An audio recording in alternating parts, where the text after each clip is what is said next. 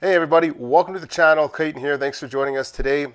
On this channel, we're striving to save you money and keep you informed on all the proper plumbing practices. This is a job that we did. This is an addition that we did. Half the addition is above the garage, so it was a little bit tricky doing everything. And they also had all the joists with spray foam, so we had to cut all the spray foam out to install our drains and our water lines. And our water lines, of course, we had to cut the spray foam out right to the floor because we want our water lines as high as we can, because here in Calgary, Canada, Alberta, we have freezing temperatures, so, and the garage is considered a cold spot. They will be putting a heater in there at some point, but for now they won't be having a heater, so we have to make sure to keep those water lines nice and high, and they'll be putting in proper insulation. So here we put a All-Trek tub in. I'm not sure the brand of this shower valve, but it's so it's got a thermostatic control here, and it's also got a diverter here. So we were able to run the tub spout and PEX because this diverter will only allow water to run to the tub spout, so that's going to be full flow through the 1/2-inch PEX. We could have ran copper if we wanted more flow, but in this case it's not that much of a difference, so we just ran PEX.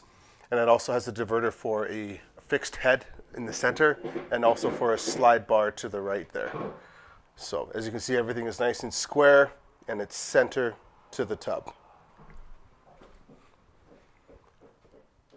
And so over here we added a toilet right here on the floor. So like I said, there was no bathrooms, there was no plumbing on this side of the house at all. So we added a toilet here. We also added a sink. This sink here is wet venting the toilet and also wet venting the tub. So pretty standard here. We ran a vent through the ceiling here, and in the attic space we had to connect all of our vents, and I believe we just tied into an existing vent that was in the attic already. So that's it for that bathroom. Pretty basic. And so over here they have a laundry room that they added. So this is the second story of the house. It's somewhat of a bi-level split, you could say. There's like a half stairs upstairs to the main floor and another half stairs to the top floor, and then there's another half stairs to the basement. So they do have a laundry room in the basement right now, but they wanted to add another laundry room in the ensuite. Why not, right? Make it easy for yourself.